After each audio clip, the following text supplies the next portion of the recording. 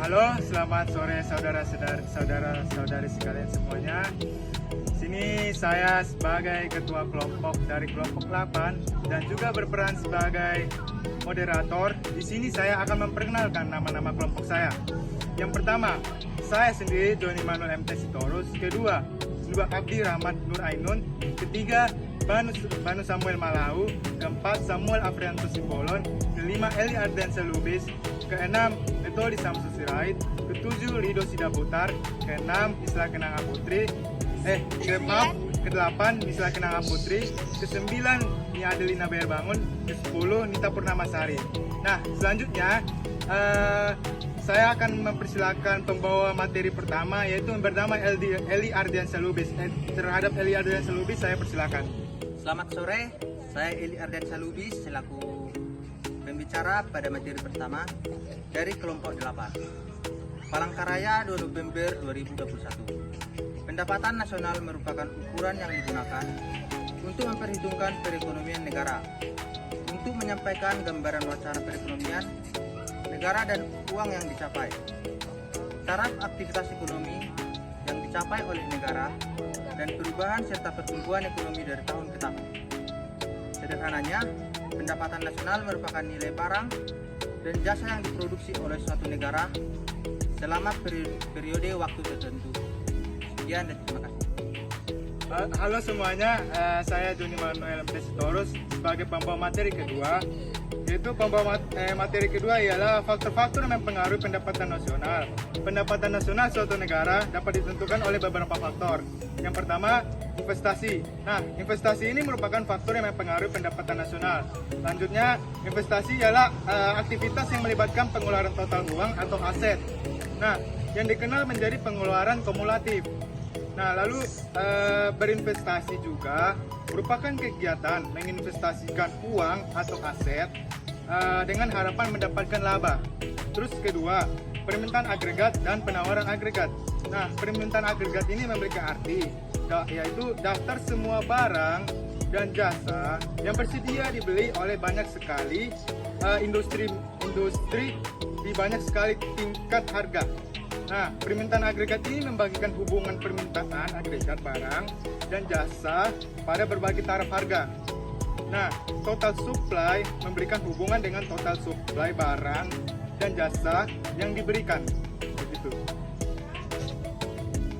Baik, selamat sore. Perkenalkan, nama saya Banu Samuel Malau. Saya akan melanjutkan materi yang telah disampaikan oleh Joni, yaitu faktor-faktor yang mempengaruhi pendapatan nasional. Faktor ketiga yaitu konsumsi dan tabungan. Konsumsi merupakan total pengeluaran untuk pengadaan barang dan jasa dalam perekonomian suatu negara selama periode ketika 1 tahun. Sedangkan tabungan atau saving merupakan bagian dari pendapatan yang tidak dikeluarkan untuk konsumsi. Selanjutnya, faktor yang keempat yaitu kebijakan pemerintah. Kebijakan pemerintah juga mempengaruhi pendapatan nasional suatu negara. Misalnya, persoalan politik dan ekonomi yang terdapat di suatu negara juga relevan menggunakan pemerintah dan semua kegiatan ekonomi yang dapat mempengaruhi suatu kebijakan pemerintah. Pada saat ini, kebijakan pemerintah memegang peranan krusial dalam mengendalikan pendapatan nasional suatu pemerintah. Sekian dan terima kasih. Manfaat pendapatan nasional. 1. Informasi tingkat kesejahteraan nasional. Pemerintah dapat menggunakan informasi pendapatan nasional untuk menentukan kekayaan warga negaranya. Dengan menggunakan informasi ini, pemerintah dapat memilih taraf kekayaan rakyat dan faktor-faktor yang mempengaruhi taraf kekayaan rakyat. Yang kedua, membantu pemerintah dalam melakukan evaluasi. Pemerintah suatu negara dapat mengetahui tingkat kemakmuran rakyatnya setelah dilakukannya perhitungan pendapatan nasional. Hal tersebut akan membantu pemerintah dalam melakukan evaluasi nantinya. Biasanya, evaluasi yang dilakukan berupa kebijakan ekonomi. Perkenalkan, nama saya Nita Purnamasari. Saya akan melanjutkan materi punya Nia Adelina Bayar-Bangun. Di sini saya akan menjelaskan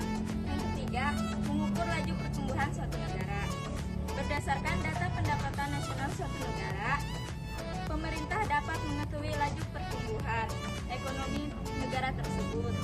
Yang keempat, mengetahui struktur ekonomi negara, pemerintah dapat memantau taraf pendapatan negara dari tertinggi ke terendah berdasarkan sektor. Yang kelima, pengetahuan tentang struktur ekonomi. Data pendapatan nasional dapat menggunakan untuk mengklasifikasikan negara-negara yang berorientasi industri pertanian atau jasa. Contohnya, jika kita menghitung pendapatan nasional, kita menemukan bahwa Indonesia ialah negara pertanian atau agraris. Oke, perkenalkan, nama saya Misla Kananga Putri.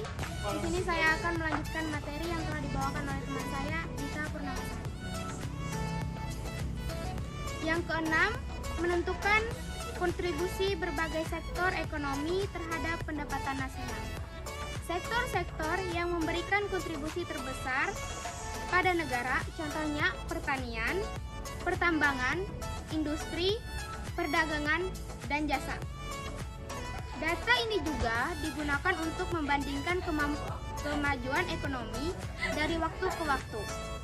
Sebagai dasar untuk membandingkan ekonomi antar negara atau wilayah dan merumuskan kebijakan pemerintah. Oke, untuk materi selanjutnya, konsep pendapatan nasional. Konsep pendapatan nasional pada dasarnya dibagi dalam 6 kategori, yaitu yang pertama, produk domestik bruto atau GDP. Produk domestik bruto adalah jumlah produk bisa berupa barang atau jasa yang didapat oleh beberapa unit produksi pada suatu wilayah, negara maupun domestik selama periode tertentu. Untuk rumusnya ada GDP sama dengan pendapatan rakyat dalam negeri ditambah pendapatan asing dalam negeri. Dalam perhitungan GDP, barang beserta jasa yang didapatkan. Oke, baik. Di sini saya akan melanjutkan materi teman saya, yaitu yang kedua, produk nasional bruto atau GNP.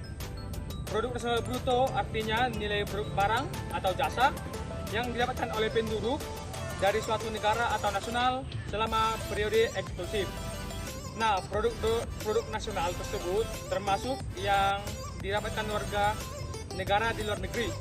GNP sama dengan pendapatan WNI atau DN plus pendapatan WNI luar negeri atau LN dikurang pendapatan asing atau DN. Nah, untuk yang ketiga, produk nasional neto atau NNP. NNP sama dengan GNP dikurang depresiasi atau penyusutan barang kapital. Depresiasi di atas dimaksud artinya pengganti barang kapital bagi peralatan produksi. Sekian, terima kasih. Selamat sore semuanya. Perkenalkan, nama saya Abdirrahman Nurainun. Di sini saya akan melanjutkan materi dari teman saya, metode Samsul Sirait. 4. Pendapatan nasional neto atau NNI. Pendapatan nasional neto atau NNI ini merupakan pendapatan yang dihitung dari hasil balas jasa yang diterima oleh masyarakat yang berperan sebagai pemilik faktor produksi dengan rumus NNI sama dengan NNP dikurang pajak tidak pribadi, di mana pajak tidak pribadi ini adalah beban pajak yang bisa dialihkan kepada pihak lain. Contohnya seperti pajak hadiah, pajak penjualan, dan lain-lain. Nomor 5, pendapatan perorangan atau PI. Pendapatan perorangan atau PI ini merupakan pendapatan yang diterima oleh setiap warga. Contohnya seperti honor seorang pegawai negeri atau pendapatan pengusaha yang didapat secara berantai dengan rumus PI sama dengan NNI dikurang pajak perusahaan dikurang iuran dikurang laba ditahan ditambah transfer payment, di mana transfer payment ini adalah penerimaan yang bukan termasuk balas jasa produksi namun diambil sebagai pendapatan nasional tahun lalu. Oke, selamat sore semuanya. Perkenalkan, nama saya Samuel Nopranto Simbolon. Di sini saya akan melanjutkan materi yang telah dibacakan oleh teman saya, yaitu Abdi Ahmad Nurainun, yaitu 6. Pendapatan yang siap dibelanjakan. Konsep ini disebut menggunakan disposable income, ialah pendapatan yang siap dimanfaatkan untuk membeli barang atau jasa komunikasi serta selebihnya menjadi tabungan yang disalurkan menjadi investasi. PI sama dengan PI dikurang pajak pribadi. Pajak pribadi adalah dewan pajak yang tak bisa dialihkan kepada pihak lain, misalnya pajak penghasilan. Oke, materi selanjutnya ialah rumus menghitung pendapatan nasional. Terdapat beberapa metode yang perlu kita ketahui, yaitu satu, metode produksi. Metode produksi, dengan menggunakan metode ini, pendapatan nasional merupakan jumlah nilai barang atau jasa yang dihasilkan oleh semua sektor perekonomian negara. Dia sama dengan unit 1 kali harga 1 tambah nilai tambah, atau unit 2 kali harga 2 tambah M nilai tambah, atau unit N X kali harga N. Selamat sore, perkenalkan nama saya Rido Sidaputar. Saya akan melanjutkan materi yang dibaca oleh teman saya tadi, Samuel Afrianto Simbolon. 2. Metode pendapatan. Dengan menggunakan metode ini, pendapatan nasional merupakan jumlah pendapatan yang diterima oleh semua sektor perekonomian negara pada periode tertentu. Contohnya 1 tahun, Y sama dengan range tambah W tambah interest atau ketertarikan tambah profit. 3. Metode pengeluaran. Dengan menggunakan metode ini, pendapatan nasional merupakan jumlah pengeluaran yang sudah digunakan oleh semua sektor perekonomian. Y sama dengan C tambah I tambah G. Ya. Oke, selamat sore. Kembali lagi kepada saya Joni Manuel MT Sitorus. Di sini saya akan membawa materi lagi, yaitu laporan pendapatan nasional Indonesia tahun 2021. Oke. Berdasarkan laporan dari Kementerian Keuangan bahwa pendapatan nasional negara Indonesia di tahun 2021 memiliki pertumbuhan yang baik dan juga didukung dari tumbuhnya penerimaan pajak. Nah, kepabeanan dan juga cukai dan juga terdapat dari penerimaan negara bukan pajak PNBP. Menteri Keuangan Menkeu Sri Mulyani Indrawati menjelaskan bahwa hasil pendapatan nasional negara Indonesia sampai dengan 31 Agustus mencapai hingga Rp 1.764,4 triliun yang terdiri atas dari penerimaan pajak sebesar Rp 1.171,8 triliun. Nah, penerimaan kepabeanan serta cukai sebanyak Rp 206,2 triliun dan juga PNBP sebanyak 386 triliun. Nah, dari Menteri Keuangan Menkeu Sri Mulyani Indrawati mengemukakan bahwa kalau kita lihat penerimaan pajak tahun ini memang eksepsional, ungkap Menkeu pada konferensi pers APBN kita secara daring. Terima kasih, sekian. Oke, kembali bersama saya. Perkenalkan, nama saya Mitodi Samjos Rait. Di sini saya akan melanjutkan materi yang telah dipaparkan teman saya, yaitu Joni Manuel Sitorus, tentang laporan pendapatan nasional Indonesia pada tahun 2021. Kinerja penerimaan pajak yang sangat baik pada periode Januari sampai Agustus 2021 ditentukan oleh 4 hal, yaitu tren peningkatan harga komoditas, pertumbuhan ekonomi yang ekspansif, basis yang rendah pada tahun 2021, dampak pemberian bonus fiskal, serta adanya dampak implementasi undang-undang harmonisasi peraturan perpajakan. Sekian, terima kasih. Oke, kembali lagi bersama saya Misalkan Putri. Di sini saya akan melanjutkan materi yang telah dibawakan oleh teman saya, Metodi Samsirait.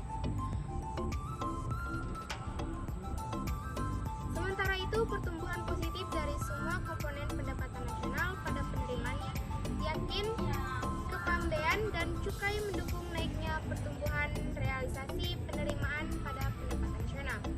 Bea masuk tumbuh 32,6%, ditunjuk dengan tren pemulihan kinerja impor pendapatan nasional terutama di dalam sektor perdagangan dan industri. Dari itulah cukai juga tumbuh meningkat sebanyak 21,4% yang dipengaruhi oleh asal aktivitas kebijakan tarif aktivitas, supervisi dan juga bea keluar tumbuh sebesar 83,4%. Didorong asal tingginya harga komoditas, kenaikan tarif bea keluar produk kelapa sawit dan volume siswa. Perkenalkan, nama saya Nia Delina Purbangun. Di sini saya akan melanjutkan materi.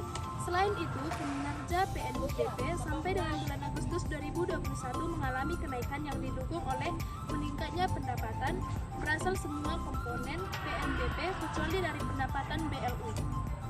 PNBP SDA Migas juga tumbuh naik sebesar 92,9% yang disertai oleh realisasi ECP pada jangka 8 bulan terakhir. PNBP SDA non-migas juga tumbuh naik sebesar 100% didukung dari kenaikan harga kebutuhan produksi batu bara dan nikel yang meningkat tinggi dan pertumbuhan SDA non-minerba dari beberapa sektor perikanan, kehutanan, dan panas bumi pendapatan. Kembali bersama saya Banu Samuel Malau, saya akan melanjutkan materi yang telah disampaikan oleh Nia Delina. Kekayaan negara yang dipisahkan tumbuh sebesar 35% sebab ditimbulkan adanya kenaikan setoran biaya berasal dari BUMN serta juga pendapatan PNBP lainnya yang utamanya disebabkan berasal dari pendapatan penjualan hasil tambang, pendapatan minyak mentah, dan juga layanan pada kementerian maupun lembaga. Sekian dan terima kasih. Kembali bersama saya Abdi Rahmat Nurainul. Saya akan melanjutkan materi dari Banu Malau. Sedangkan BLU mengalami penurunan tajam sebesar 23,5%, terutama ditentukan oleh BLU, Badan Pengelola Dana Perkebunan Kelapa Sawit, yaitu kelapa sawit yang mengalami penurunan akibat penetapan dari pengenaan tarif $0 atau Rp0. Adanya kebijakan pelarangan ekspor pada bulan April yang lalu. Ungkap Menkau. Oke, kami akhiri pemaparan materi kami. Sekian dan terima kasih atas perhatiannya. Mohon maaf bila ada salah kata dan informasi.